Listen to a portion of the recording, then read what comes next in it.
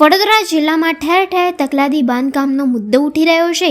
આણંદ ગંભીરા પુલ દુર્ઘટના બાદ પણ ઘણી સાર્વજનિક ઇમારતો અને જાહેર ઉપયોગી બાંધકામો જર્જરિત હોવા છતાંય તેનો કોઈ નિકાલ થતો નથી. ત્યાં હવે સાવલી વિસ્તારમાં જૂનું બસ સ્ટેન્ડ ગમે ત્યારે ધરાશય થઈ જાય તેવી સ્થિતિ બની ગઈ છે. સાવલી તાલુકાના અજબપુરા મીઠાપુરા બસ સ્ટેન્ડના 4 ખૂણામાંથી એક ખૂણો ધરાશય થઈ ગયો છે.